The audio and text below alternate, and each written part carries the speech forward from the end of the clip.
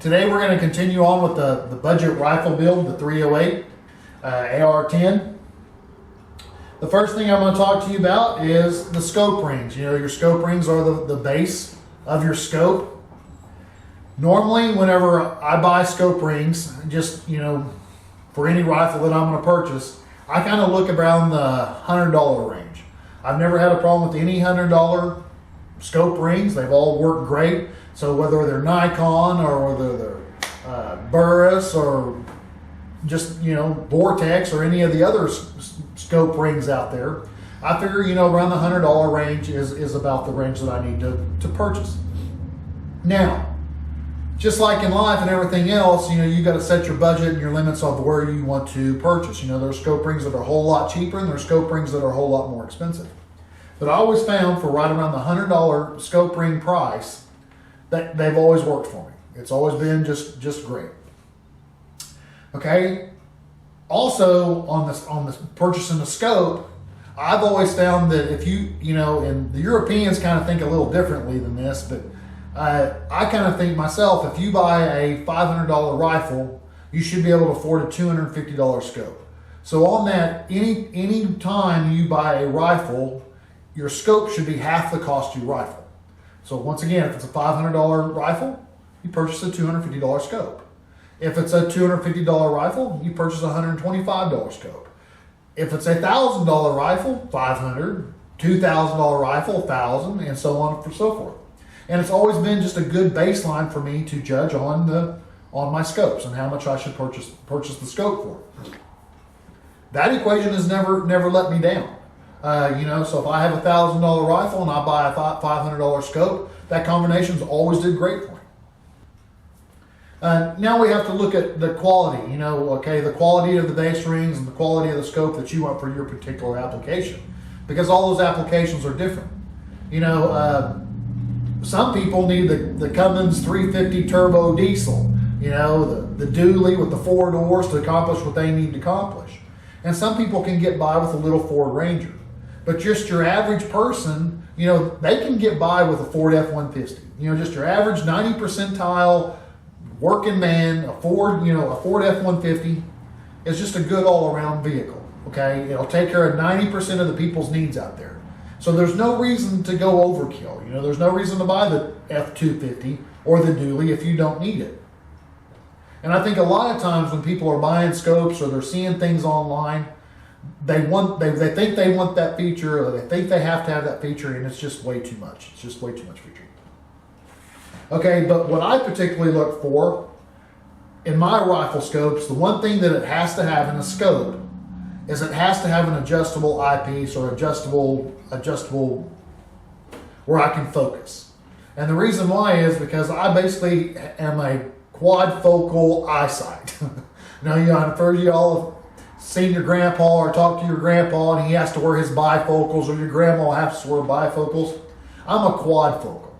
I see one distance from here to here. I see another distance from arm's length to about 8 foot. Then I can see across the room. That's another focal distance. And then I can see past the room and outside.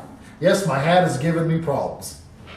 So because of that, because I see different distances, you know, when I'm shooting my handgun, you know, I can have basically my indoor glasses on and I can shoot it all day long, or I can put my long distance glasses on and put those on. But as soon as I put a scope up, if I can't focus or adjust that scope, I can't see it all. It's just blurry. It's just horrible. I can't see. You know, I spent a lot of money on a red dot with a magnifier one time, and it was a cool setup. It was really nice setup. Everybody shot it and they were like, "Oh man, this is awesome." I couldn't see it. Now when I took the scope off and I just looked through it, just the red dot, it was great. But for me to put my glasses on where I could see the target, it just wasn't happening. So I have to have an adjustable eyepiece to adjust the focus. All right, power and the range. You know, I like 1 to 6 power scopes. I like 3 to 9 power scopes. 4 to 12 power scopes is getting a little much for my particular area. And like, I'm just going to make up a number here, an 8 to 25, that's just absurd in my area. There's just no need to have a scope that big. You're not going to shoot that far. Now we do have a special range where we can go to where we can shoot out to a mile, But overall, just for good basic shooting and usage, a 3-9 scope is perfect in my area. Okay, as far as first focal plane and second focal plane, I've used both. I'm a first focal plane kind of guy. You know, people have their preferences and what's better and what's what. But for me, I don't like the second focal plane scopes or the first focal plane scopes, whatever one it is. I get them confused, and I'm not going to lie about that. But the one where the reticle adjusts for the size of the target, I just don't like those. I like my reticle to stay the same. I don't want it to change. I want it to be the same. When I look through it today, I want to look. You know, I'm looking far away. I want it to be the same. As far as adjustable turrets, where you can turn your turret to dial out for the distant ranges, I like those kind of scopes. They're great, but they're a little bit more expensive. And for the application that we're going to be using is a budget scope, I just personally think that's a little much. The way I shoot is I basically do like a point of aim, and I'm going to call it, let's just call it 200 yards. So I know if I got my scope dialed in at 200 yards and it's going to hit this little handle here at the top every time at 200 yards, I know that if the game is closer, like a deer or hog, it's going to shoot a little higher. And if the deer or hog is farther, it's going to shoot a little lower. But I try to zero it on there so I can keep that distance where I know if at 300 yards I still hit it there, it's going to hit my target. You know, now if I'm trying to shoot bullseye accuracy at 700 yards, which I just don't do, want to try it. I mean, we got the range and the facilities to do it. It's just not something I've really been into because I'm more of a speed shooter. Then we might have to work with that a little bit. But right now in my area, that's what I need. All right, so the question is, well, what the heck did you go with then? Quit talking and quit explaining, just tell us. Well, for the mount, I went with the Nikon P-Series mount. These come in the M series, which are around the $100 range, which we were talking about. It's a real good mount. This is the P series. This one's $50. So it's a little less money. I'm not going to tell you how great it is because I haven't used it. However, I do have a lot of friends that use this mount in 3-gun, and they like it. So they say it's a good quality mount for what you get. Now it is a split mount, which means it's 2-piece, not 1-piece. So we're going to test it out and see though. But for $50 for a budget AR-10, why not? I'll give it a shot. So that's what we got for our rings. It's the Nikon P-Series mounts. Like I said, they're around the $50 range. For the scope, we went with, this is the Vortex Crossfire 2 scope. This is a 3-9 scope. It's supposed to have a long eye relief. It's supposed to have it has the fast focus eyepiece that I told you I was looking for. It has adjustable zero turrets, if you will. Another thing that I got is that it has the dead hold BBC reticle. Those are the kind of reticles I like, and it's all done in MOA, which is awesome. That's what I prefer. I prefer MOA over MRAD or any of the others.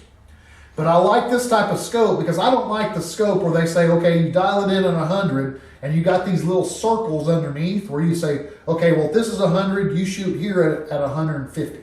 Or if you shoot here at 200, you shoot here at 600. And the reason why I don't like those is because those are bullet specific. You know, if you have your bullet that they're saying this is the recommended, you put it on in that hole, yeah, you're going to hit your target. But sometimes that's not all the case. You know, sometimes I like to shoot more power or less power in my bullets, which is normally the case. It's less power. And because of that, I want to be able to hold those angles where I want to hold them, not with what the scope says. So that's why I like the dead holdover BDC reticle. This scope here, it's not my first Vortex scope, but it is my first Vortex scope in this price range. This one here is a $150 scope. So right now we got $800 in the rifle, we got $50 in the set of rings, and we got $150 in the scope. How great is this scope?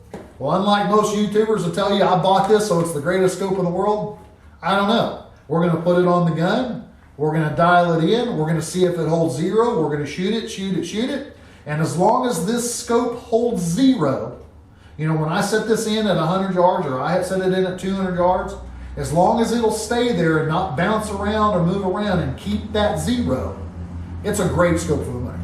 But we'll just kind of have to shoot it and find out. But I had a bunch of guys ask me, so what are you going to go with? What are you going to go with on your optic?